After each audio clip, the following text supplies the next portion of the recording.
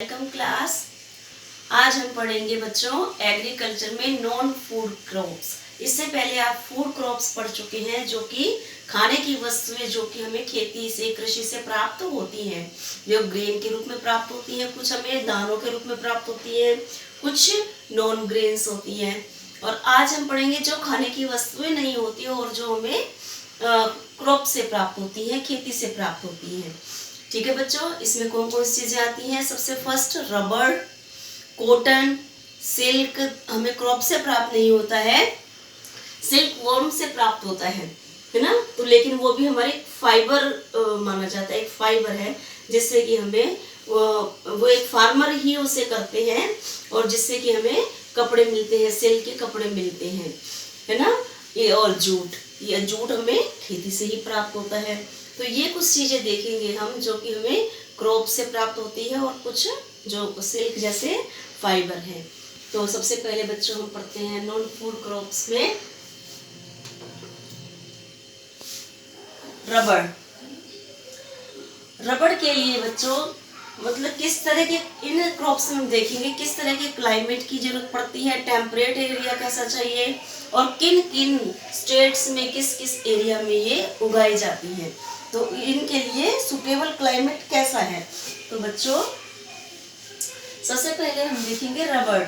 Rubber के लिए equator crops, इक्वेटरियल crops है ये रबर जो है, इक्वेटोरियल क्रॉप्स है, मीन्स बहुत ज्यादा गर्मी के एरियाज में होने वाली क्रॉप। बट ये कैसे एरियाज में भी हो सकती है? ट्रॉपिकल एंड सब ट्रॉपिकल एरियाज में भी हो सकती है, मीन्स जहाँ पर कम टेम्परेचर होता है या टेम्परेचर होता है और रेनफॉल भी होती है ना। ऐसा एरिया जहाँ पर टेम्परेचर, इसके लिए रेनफॉल एरिया भी चाहिए। तो इसके लिए हमें ह्यूमिडिट मीन्स ऐसा एरिया क्या हो जाता है, ह्यूमिडिट हो जाता है ना, मॉइस्ट वाला एरिया हो जाता है जहाँ पे नमी आर्द्रता बन जाती है। तो इसके लिए रेनफॉल हमें 200 सेंटीमीटर तक चाहिए, बहुत ज़्यादा रेनफॉल वाला एरिया चाहिए और 25 डिग्री से अबव हमारा टेम्परेचर चाहिए। तो ऐसे एरिया जैसे इक्वेटर एरिया के पास होते हैं, है ना, बहुत गर्मी वाला एरिया हो। कई बार बारिश हम किसी और जगह भी अगर ग्रो करना चाहें रबर तो कर सकते हैं, बट उसके लिए हमें वैसा जो है क्लाइमेट हमें बना के रखना पड़ेगा। उसके लिए हमें अगर इतनी रेनफॉल नहीं हो रही है तो इरिगेशन की सुविधाएं उपलब्ध करानी पड़ेगी और हमें इस तरह का वातावरण उपलब्ध कराना पड़ेगा जिससे कि रबर जो है ग्रो हो सके। तो ये ज़्यादातर कौन से एरियाज में होती है?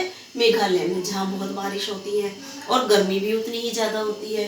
मेघालय, चेरापूंजी में बारिश बहुत होती है और केरला, तमिलनाडु, तो ऐसे एरिया जहाँ पर रेनफॉल भी बहुत है और टेम्परेचर भी बहुत है, इन एरियाज में ग्रो की जाती है। सेकंड नंबर पे देखेंगे बच्चों हम कॉटन। कॉटन एक raw material for cotton textile mill, cotton textile industry का एक रॉ मटेरियल है कॉटन। मुख्य है इसके धागों से कॉटन हमें कैसे प्राप्त होता है? जैसे कॉटन के आपने पेड़ देखे होंगे, कॉटन की बॉल सी होती है, उन बॉल से उनके रेशे से जो है तार बनाए जाते हैं और उससे कपड़ा बनाया जाता है और रॉ मटेरियल के रूप में इंडस्ट्रीज में यूज होता है और उससे हमारे क्लॉथ्स बनते हैं। ठीक है, ये कैसे, इसके लिए उगाने के लिए कैसी मिट्टी ठीक रहती है बच्चों? Black soil. ब्लैक सोइल में कॉटन के जो पौधे हैं, पौधे के टाइप होता है, ज़्यादा बड़ा पेड़ नहीं होता कॉटन का।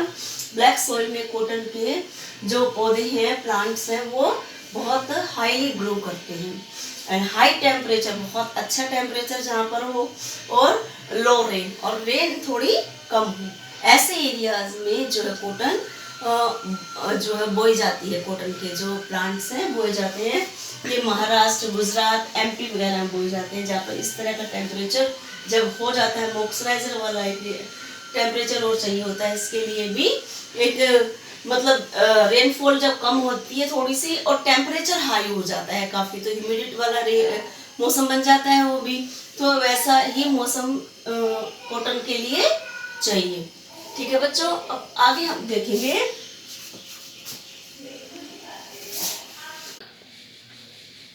सिल्क क्या होता है। सिल्क एक क्रॉप नहीं है बट ये कोकून से प्राप्त किया जाता है। कोकून एक कीड़ा होता है और इसके द्वारा सिल्क वर्म जो है निकाला जाता है, जिसको कि इकट्ठा करके जो कमर्शियल एरिया में लोग होते हैं वो इसका यूज़ करते हैं। फार्मर्स ही होते हैं वो एक तरह से सिल्क वॉर्म को जो है फेड अप रखा जाता है। मलबरी जो पेड़ होता है, मलबरी एक फ्रूट होता है, उसके फेड और मलबरी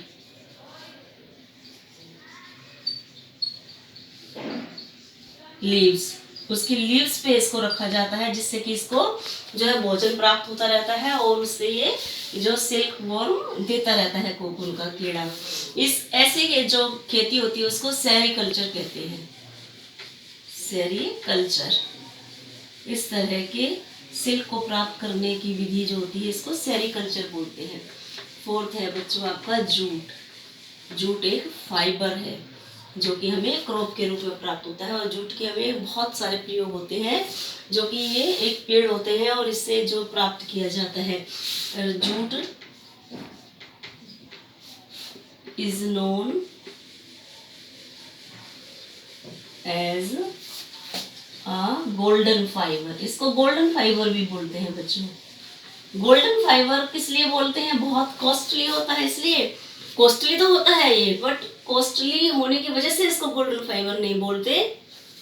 गोल्डन फाइबर बोलते हैं इसको बहुत अधिक चमक के कारण, इसमें इतनी शाइनिंग होती है एकदम गोल्ड की तरह से, इसलिए इसको गोल्डन फाइबर बोला जाता है।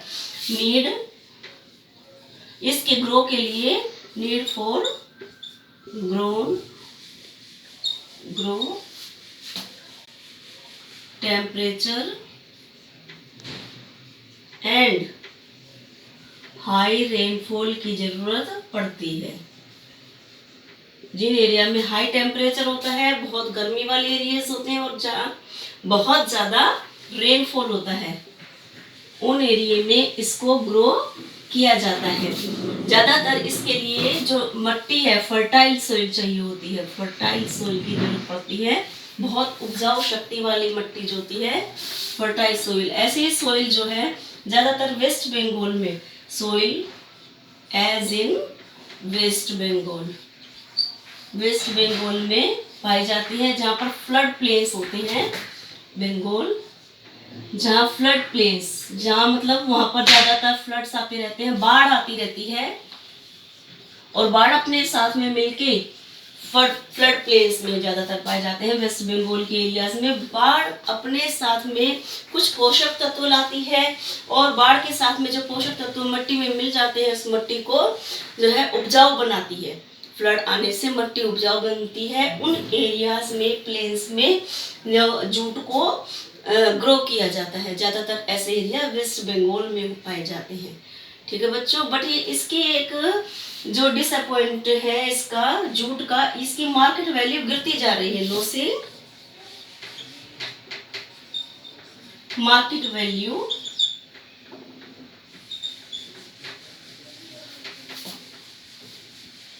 Due to cost, high cost, इसकी बहुत ये महंगा होता है, तो इस वजह से इसकी मार्केट वैल्यू गिरती जा रही है। लोग बाकी चीज को प्रिफेयर देते हैं, इसकी जगह ज्यादातर प्रिफेयर